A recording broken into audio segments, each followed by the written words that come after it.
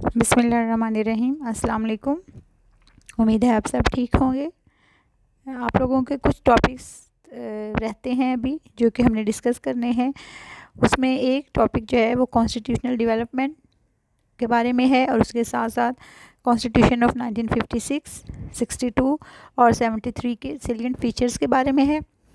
تو آج ہم کانسٹیٹیوشن آف 1956 کو ڈسکس کریں گے۔ اس کے سیلینٹ فیچر تھوڑے بہت آپ کو بتاؤں گی میں، اور اس کے بعد نیکسٹ ٹاپک جو ہے وہ ہمارا 62 اور 73 کے کانسٹیٹیوشن کے بارے میں ہوگا، اور اس کے بعد جو کانسٹیٹیوشنل ڈیولپمنٹ ہے اس پہ آپ کو ایک بریف لیکچر جو ہے وہ دیا جائے گا، تاکہ آپ کو اس کویشچن کو بھی اٹیمپٹ کرنے کی سمجھ آ سکے۔ آپ کو میں نے بتایا تھا کہ کویشچن اٹیمپٹ کرنے سے پہلے میک شیور کریں کہ آپ نے اسے کتنے منٹ میں کمپلیٹ کرنا ہے، اور آپ نے 20 مارکس کے حساب سے کتنا کویشچن لکھنا ہے، اس لیے آپ نے اس کو اسی حساب سے پریپیئر کرنا ہے، کیونکہ پیپر میں آپ کے پاس اتنا زیادہ ٹائم نہیں ہوتا ہے کہ آپ اس وقت اپنے خیالات کو اسمبل کر سکیں، تو اس لیے آپ نے اس کو اسی حساب سے تیار کرنا ہے۔ 56 کا کانسٹیٹیوشن جو ہے ہمارا پہلا کانسٹیٹیوشن تھا۔ آپ کو یہ پتہ ہونا چاہیے کہ ہماری جب پاکستان 1947 میں بنا ہے، تب سے لے کر 1956 تک ہمارے پاس کوئی ریگولر کانسٹیٹیوشن نہیں تھا۔ اس سے پہلے 12 مارچ 1949 کو قرارداد مقاصد جو ہے اس کو لیاقت علی خان نے اسمبلی سے منظور کروایا تھا۔ یہ جو قرارداد مقاصد ہے اس کی بہت امپورٹنس ہے، کیونکہ یہ پاکستان کے تینوں کانسٹیٹیوشنز میں پریمبل کے طور پر شامل رہی ہے۔ کہ یہ قرارداد مقاصد جو ہے بیسیکلی ہمارا آئین سازی کی طرف پہلا قدم تھا۔ اس کے کچھ اہم پوائنٹس جو ہیں وہ میں آپ کو بتا دیتی ہوں، آپ اس پہ علیحدہ سے بھی نوٹ آ سکتا ہے، اور یہ اگر آپ کو ساتھ میں آئے تو بھی آپ کو اس کے بارے میں آئیڈیا ہونا چاہیے کہ اگر آپ سے اسلامی نکات کے بارے میں پوچھا جائے کہ 1956 کے اسلامک فیچرز کون سے ہیں، تو اس میں آپ یہ قرارداد مقاصد والے فیچرز لکھ سکتے ہیں، کیونکہ یہ ساری کی ساری اس کی پریمبل میں موجود ہے۔ تو پہلا اس کا جو پوائنٹ ہے کہ حاکمیت صرف اللہ تعالیٰ کی ہے، اور حکومت پاکستان اس مقدس امانت کو عوام کے منتخب نمائندوں کے ذریعے استعمال کریں گے، اور اس کو بطور امانت استعمال کیا جائے گا۔ پھر اسلام کے جو سنہری اصول ہیں، مساوات، آزادی، رواداری، ان پر عمل کیا جائے گا۔ پاکستان کا نظام حکومت وفاقی ہوگا، اور طرز حکومت شورائی ہوگا، یعنی کہ شورائی نظام سے مراد ایسا نظام ہے جس میں مشورہ کیا جاتا ہے، مشورہ اہل الرائے سے کیا جاتا ہے، تو وہ شورائی نظام ہوگا، یعنی کہ کسی ایک فرد کے پاس اختیارات نہیں ہوں گے، بلکہ تمام فیصلے باہمی مشاورت سے طے پائیں گے۔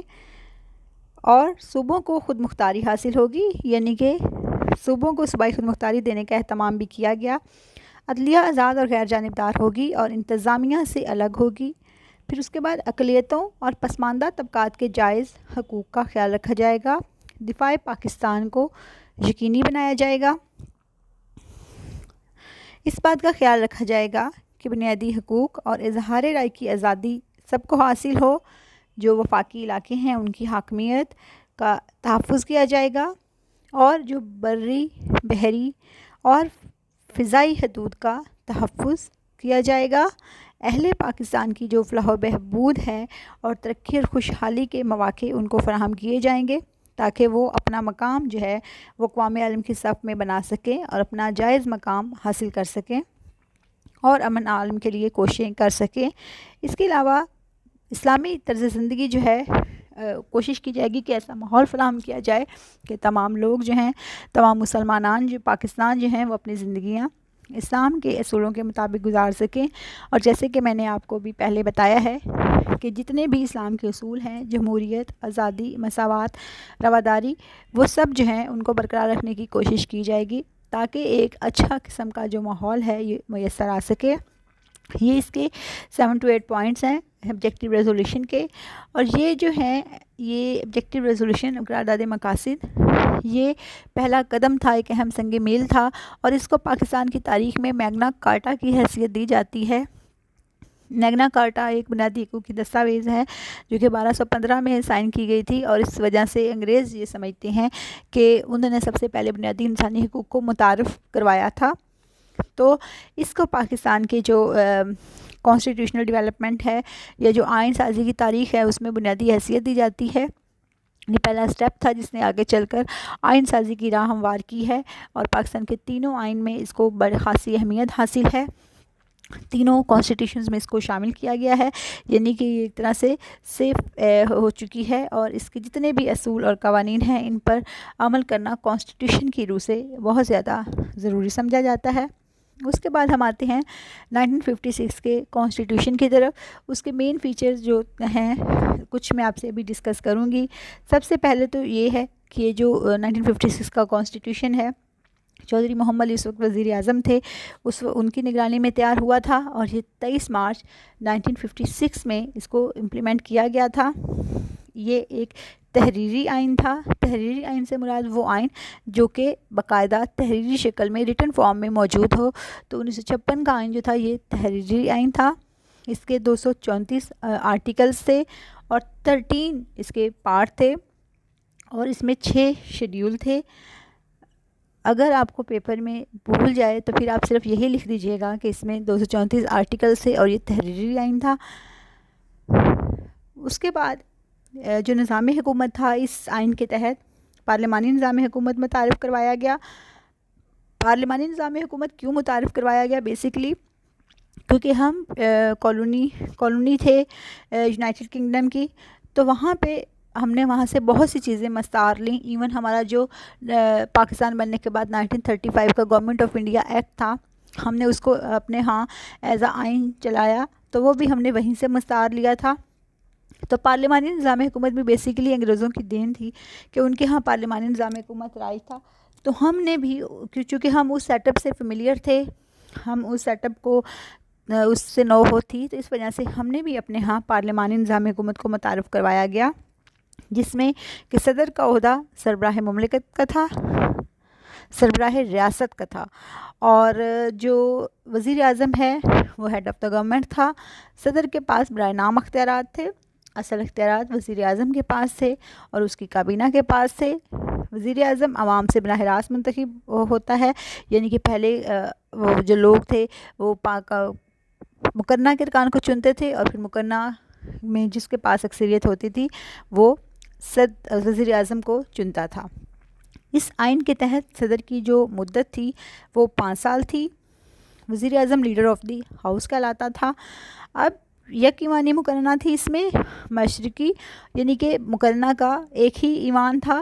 مشرقی اور مغربی پاکستان کے کل قومی اسمبلی کے ممبران کی تعداد 300 تھی، جس میں سے 150 جو ہے وہ مشرقی پاکستان سے لیے جانے تھے اور 150 جو ہیں وہ مغربی پاکستان سے لیے جانے تھے۔ اب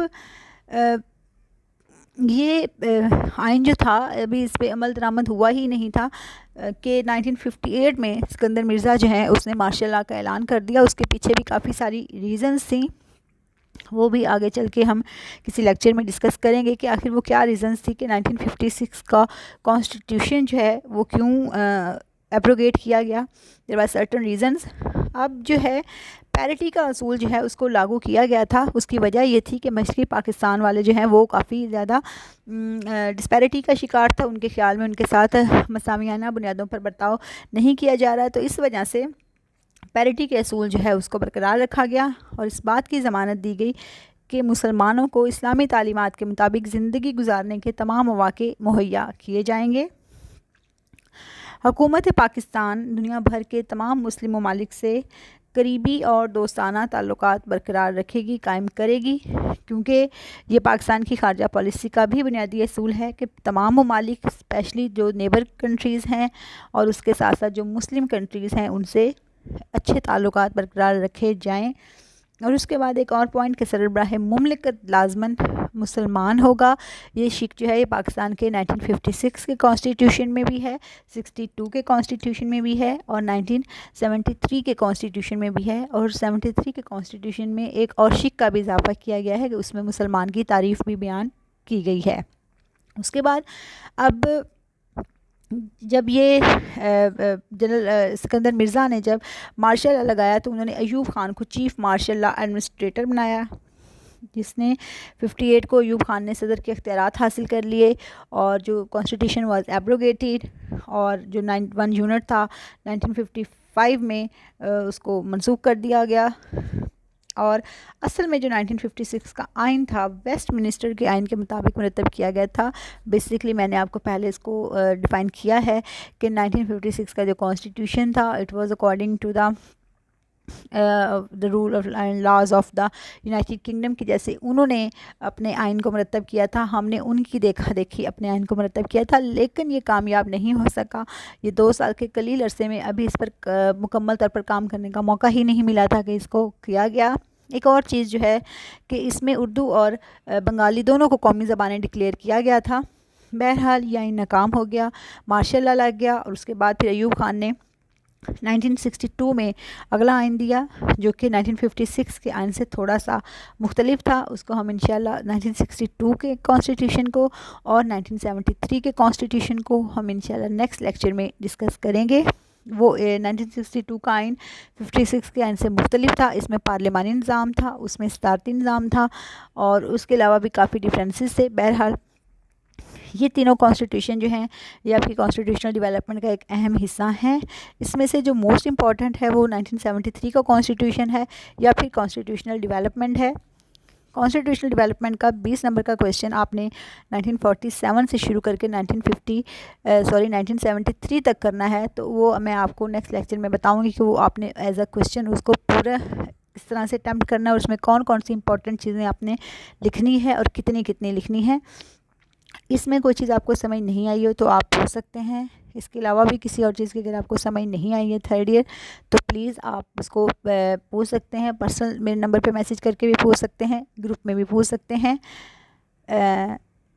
اور اپنے اینول پیپرز کی بہت تیاری رکھیں کیونکہ جیسے ہی ڈیٹ شیٹ آئے گی آپ کو مطلع کر دیا جائے گا اور آپ کے ابھی تک سینڈ اپس بھی باقی ہیں, تو اس لیے keep in touch with your studies. Thank you so much.